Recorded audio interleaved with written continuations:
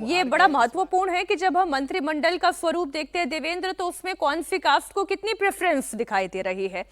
कुर्मी समाज से आने वाले नीतीश कुमार भाई मुख्यमंत्री हैं, वहाँ तो क्या जाति का कोई बैरियर, हम इस पर क्या डिस्कस करें। उसके अलावा अगर आप देखें, सम्राट चौधरी कुशवाहा समाज से आ रहे हैं, भूमिहार जाति से विजय सिन्हा आ जाते हैं, और फिर जब पूरे मंत्रिमंडल का स्वरूप हम देखते हैं तो बाकी पार्टियों में से भी आपको क्या उन जातियों को तरजीह देते हुए जगह देनी होगी।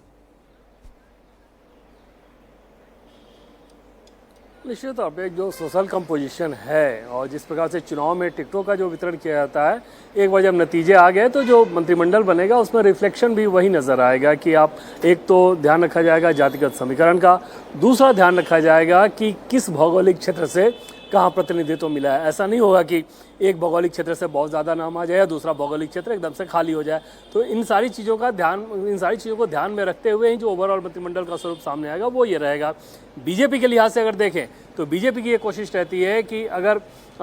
ओबीसी चेहरे के साथ जाएँ तो फॉरवर्ड चेहरे के साथ भी जाएँ, जो कि उनका कोर वोटर रहता है। दूसरी तरफ नीतीश कुमार जेडीयू के दल की अगर बात करें तो कास्ट इक्वेशन के हिसाब से समझें तो ज़्यादा बड़ा फोकस ईबीसी पे रहता है, कम फोकस उसमें फॉरवर्ड चेहरे होते हैं, जैसे विजय चौधरी जैसे फॉरवर्ड चेहरे होंगे, लेकिन फोकस कम होगा, संख्या उनकी कम होगी, ईबीसी वालों की ज़्यादा होगी। चिराग पासवान की बात कर लें तो हमें सोर्सेज से जानकारी मिली कि उनका ये कहना था कि